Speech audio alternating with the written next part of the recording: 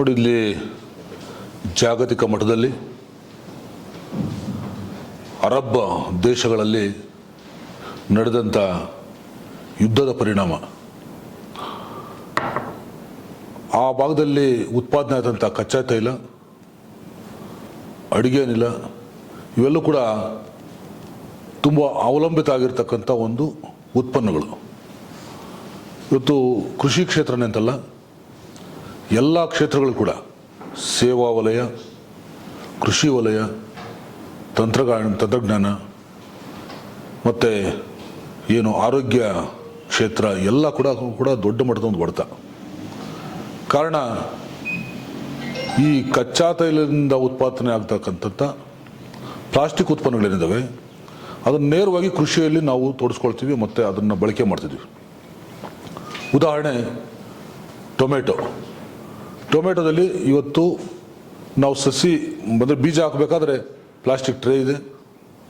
ತದನಂತರ ನಾವು ತೋಟದಲ್ಲಿ ಬೆಳೆ ಮಾಡಬೇಕಾದ್ರೆ ಮೂಲತಃ ನೀರು ಇವತ್ತು ಲಭ್ಯ ಇರತಕ್ಕಂಥದ್ದು, ನೀರಿನ ಒಂದು ಸಲಕರಣೆಗಳೆಲ್ಲ ಕೂಡ ಡ್ರಿಪ್ ಅಳವಡಿಕೆ, ಹನಿ ನೀರಾವರಿ, ಅಲ್ಲಿ ಪ್ಲಾಸ್ಟಿಕ್ ಬಳಕೆ ಇದೆ. PVC ಪೈಪ್ ಇದೆ, ಮಲ್ಚಿಂಗ್ ಪೇಪರ್, ನೆಲ ಪರದೆ ಏನಿದೆ ಅದಿದೆ. ತದನಂತರ ಏನು ಶೇಡ್ ನೆಟ್ ಅಂತೇನು ಕರಿತೀವಿ, ಪರದೆ. ಒಟ್ಟಾರೆಯಲ್ಲಿ ಎಲ್ಲ ಕ್ಷೇತ್ರಗಳು ಕೂಡ, ವಿಶೇಷವಾಗಿ ಕೃಷಿ ಕ್ಷೇತ್ರದಲ್ಲಿ ನಾವು ಪ್ಲಾಸ್ಟಿಕ್ನ ಅಳವಡಿಕೆ ಹೆಚ್ಚಾಗಿ ನಾವು ಅವಲಂಬಿತ ಆಗಿದ್ದೀವಿ.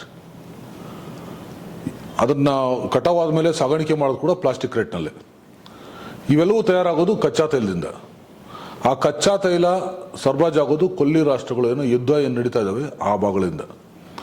ಇವೆಲ್ಲದರ ಪರಿಣಾಮ ಒಂದು ದೊಡ್ಡ ಮಟ್ಟದ ಒಂದು ಆತಂಕ, ಒಂದು ತಾತ್ಕಾಲಿಕ ಅಂತ ಒಂದು ಹೊಡೆತ ಏನ್ಬಿತ್ತು. ಇದರಿಂದ ಕೃಷಿ ಕ್ಷೇತ್ರದ ಜೊತೆಯಾಗಿ ಎಲ್ಲ ಕ್ಷೇತ್ರಗಳು ಕೂಡ ಒಂದು ಆತಂಕದ ವಾತಾವರಣ ನಿರ್ಮಾಣ ಆಯಿತು. ಹಾಗಾಗಿ ಇವತ್ತು ಸಿಲಿಂಡರ್ ಅಡುಗೆ ಅನಿಲ ಬಳಕೆ ಮಾಡೋದಾದರೆ ಅದನ್ನು ಸರಿಯಾದ ಸಮಯಕ್ಕೆ ಸರಬರಾಜಾಗಲಿಲ್ಲ. ಹೋಟೆಲ್ಲು ಮತ್ತು ಒಂದು ಎಲ್ಲಿ ಆಹಾರ ದೊಡ್ಡ ಮಟ್ಟದಲ್ಲಿ ಉತ್ಪಾದನೆ ತಯಾರಾಗ್ತಿತ್ತು ಆ ಕ್ಷೇತ್ರಗಳಲ್ಲಿ ಇವತ್ತು ಅಡುಗೆ ಅನಿಲ ಸರಬರಾಜಾಗದೆ,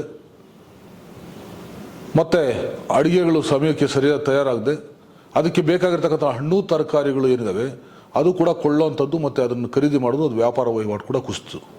ಅದರ ಪರಿಣಾಮ ಟೊಮೆಟೋದು ಹೇಳೋದಾದರೆ ಏನು 15 kg ಟೊಮೆಟೊ ಬಾಕ್ಸು ₹200 ₹250 ಇತ್ತು. ಅದು ಯುದ್ಧ ಪರಿಣಾಮ ತತ್ಕ್ಷಣಕ್ಕೆ ಏನು ಹೋಟೆಲ್ ಉದ್ಯಮದಲ್ಲಿ ಅಡುಗೆಯಿಂದ ಒಂದು ಕೊರತೆಯಿಂದ ಹುಟ್ಟಾಯಿತು ಅಭಾವ. ಆ ಸಮಯದಲ್ಲಿ ಕೇವಲ ₹20 ರಿಂದ ₹50 ಬಂದ್ಬಿಡ್ತು 15 kg ಬಾಕ್ಸು. ಅಂದರೆ kg ₹2 ಇಂದ ₹4 ₹5 ಆ ರೀತಿಯಲ್ಲಿ. ಇದು ಉದಾಹರಣೆ ಹೇಳೋದು ಆದರೆ, ಮತ್ತು ಎಲ್ಲ ಕ್ಷೇತ್ರಗಳು ಕೂಡ ಸರಕು ಸಾಗಾಣಿಕೆ ಆಗಿರ್ಬೋದು, ಹಾಗೆ ಏನು ಬೇಳೆಕಾಳುಗಳು ಮತ್ತು ಏನು ಸಾಗಾಣಿಕೆಯ ವೆಚ್ಚ ಎಲ್ಲೂ ಕೂಡ ದೊಡ್ಡ ಮಟ್ಟದ ಒಂದು ಹೊಡೆತ ಬಿದ್ದು ಇವತ್ತು ಕೃಷಿ ಕ್ಷೇತ್ರದ ಹಾದಿಯಾಗಿ ಎಲ್ಲೂ ಕೂಡ ಆತಂಕ ಮತ್ತು ಅನಿಶ್ಚಿತತೆ ವಾತಾವರಣ ನಿರ್ಮಾಣ ಆಯಿತು. ಅದೇಗಿತ್ತು ಅಂದರೆ, ಕೋವಿಡ್ನ ಆತಂಕಕಾರಿ ಒಂದು ಕಾಯಿಲೆ ನಮಗೆ ಆಕ್ರಮಿಸಿದಾಗ ಯಾವ ರೀತಿಯ ಒಂದು ದುಗುಡ, ಒಂದು ದೊಡ್ಡ ಮಟ್ಟದ ಒಂದು ಭೀತಿ ಉಂಟಾಯಿತು, ಆ ರೀತಿಯಲ್ಲಿ ಒಂದು ಅಭಾವ ಸೃಷ್ಟಿಯಾಯಿತು, ಕೃತಕ ಅಭಾವ. ಇದನ್ನು ಕಾಲಕ್ರಮೇಣ ಜಾಗತಿಕ ಮಟ್ಟದ ನಮ್ಮ ವಿಶ್ವ ನಾಯಕರು ಜೊತೆಗೂಡಿ ಅದನ್ನು ಯುದ್ಧವನ್ನು ಸ್ವಲ್ಪ ಕಡಿಮೆಗೊಳಿಸಿ ಏನು ಕದನ ವಿರಾಮ ಘೋಷಣೆ ಮಾಡೋ ಸಂದರ್ಭದಲ್ಲಿ ಆ ಒಂದು ಕಚ್ಚಾ ತೈಲ ಸರಬರಾಜಾಗಿರ್ಬೋದು, ಪೆಟ್ರೋಲ್ ಡೀಸೆಲ್ ಸರಬರಾಜಾಗಿರ್ಬೋದು, ಅಡುಗೆ ಅನಿಲ ಸರಬರಾಜಾಗಿದ್ದು ಇವೆಲ್ಲ ಕೂಡ ಸರಿಯಾದ ಪ್ರಮಾಣದಲ್ಲಿ ನಾವು ಪೂರೈಕೆ ಆಗಿದ್ದರಿಂದ ಇವತ್ತು ನಿರಾಳವಾಗಿದ್ದೀವಿ, ನೆಮ್ಮದಿಯಾಗಿದ್ದೀವಿ. ಕೃಷಿ ಕ್ಷೇತ್ರ ಏನು ಅದು ತಾತ್ಕಾಲಿಕ ಅಭಾವ ಉಂಟಾಗಿತ್ತು ಅದೆಲ್ಲ ಕೂಡ ಇವತ್ತು ಯಥಾಸ್ಥಿತಿಗೆ ಬಂದಿದೆ.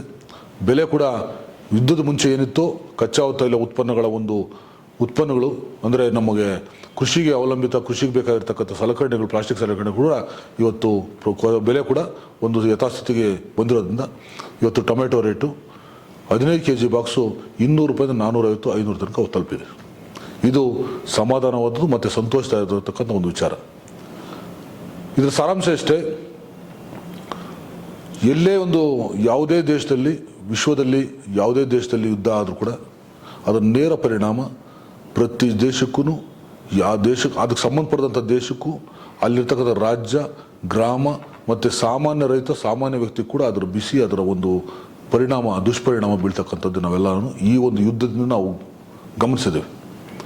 ಹಾಗಾಗಿ ಜಾಗತಿಕ ಮಟ್ಟದಲ್ಲಿರ್ತಕ್ಕಂಥ ನಮ್ಮ ವಿಶ್ವ ನಾಯಕರು ಪದೇ ಪದೇ ಈ ರೀತಿಯಾದಂಥ ಯುದ್ಧಗಳು ಮರುಕಳಿಸದೆ ಏನಾದರೂ ಆ ರೀತಿಯಾದಂಥ ಒಂದು ಸಂಘರ್ಷಗಳು ಎದುರಾದರೆ ಅಲ್ಲೇ ತಿಳಿ ಮಾಡ್ತಕ್ಕಂಥ ಒಂದು ಶಾಂತಿಯುತ ಸಭೆಗಳು ಮತ್ತು ಒಂದು ಸಂಧಾನ ಸಭೆಗಳನ್ನ ಆಡೋದ್ರ ಮೂಲಕ ಒಂದು ಶಾಂತಿಯುತವಂಥ ಒಂದು ನೆಲೆಗಟ್ಟಲ್ಲಿ ಕೆಲಸ ಮಾಡಿ ಇಡೀ ವಿಶ್ವ ಶಾಂತಿಯಿಂದ, ನೆಮ್ಮದಿಯಿಂದ, ಗೌರವಯುತವಾಗಿ ನಡ್ಕೊಳ್ಳೋ ರೀತಿಯಲ್ಲಿ ಎಲ್ಲರೂ ಕೂಡ ಒಂದು ನೆಮ್ಮದಿಯಾದ ವಾತಾವರಣ ನಿರ್ಮಾಣ ಮಾಡಲಿಕ್ಕೆ ಸಹಕಾರಿಯಾಗೋ ರೀತಿಯಲ್ಲಿ ವಿಶ್ವ ನಾಯಕರು ಕೈ ಜೋಡಿಸಿ ಇವತ್ತಿನ ದಿವಸ ಏನು ನಡೆದಿದೆ ಆ ರೀತಿಯಲ್ಲಿ ಸರಿಸ್ಕೊಂಡು ಹೋಗೋದಾದರೆ ರೈತ ವಲಯ ಜೊತೆಯಾಗಿ ಎಲ್ಲ ಕ್ಷೇತ್ರದಲ್ಲಿ ಕೂಡ ನೆಮ್ಮದಿಯಿಂದ ಮತ್ತು ನಿರಾತಂಕವಾಗಿ ಶಾಂತಿಯಿಂದ ಜೀವನ ಮಾಡಲಿಕ್ಕೆ ಸಾಧ್ಯ ಆಗ್ತದೆ.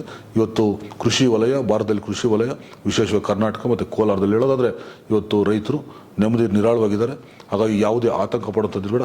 ನಾನು ರೈತರಲ್ಲೇ ಮನವಿ ಮಾಡ್ತೀನಿ, ಈ ರೀತಿಯಾದ ಸಂದರ್ಭ ಬಂದರೆ ದೊಡ್ಡ ಮಟ್ಟದ ಒಂದು ಆತಂಕ, ಭಯ, ಭೀತಿ ಬಡುವಂಥದ್ದು ಬೇಡ. ಇವೆಲ್ಲೂ ಕೂಡ ವಿಶ್ವ ನಾಯಕರು ಒಂದು ಸರಿಯಾದಂಥ ಸೂಕ್ತವಾದ ತೀರ್ಮಾನ ತಗೊಂಡು ನಮ್ಮೆಲ್ಲರೂ ಕೂಡ ಒಂದು ಒಳ್ಳೆಯ ಸಲಹೆ ಸೂಚನೆಗಳು ನೀಡೋದ್ರ ಮೂಲಕ ನಾವು ಒಳ್ಳೆ ಗೌರವಯುತವಾಗಿ ಮತ್ತು ನೆಮ್ಮದಿಯಿಂದ ಬದುಕು ಕಟ್ಟಿಕೊಳ್ಳಲಿಕ್ಕೆ ಎಲ್ಲ ಕೂಡ ಅವಕಾಶ ಆಗ್ತದೆ ಅಂತ ಸಂದರ್ಭ ಹೇಳ್ತಾ, ಮತ್ತೊಮ್ಮೆ ಇವತ್ತು ವಿಶ್ವ ಶಾಂತಿ ಆಗಲಿಕ್ಕೆ, ಶಾಂತಿಯಿಂದ ಇರಲಿಕ್ಕೆ ಕಾರಣೀಕರ್ತ ಎಲ್ಲ ನನ್ನ ವಿಶ್ವ ನಾಯಕರು ಕೂಡ ನಾನು ಅಭಿನಂದನೆಗಳು, ಧನ್ಯವಾದ ತಿಳಿಸ್ಬಿಡ್ತೀನಿ. ಎಲ್ರಿಗೂ ನಮಸ್ಕಾರ. Thank you sir.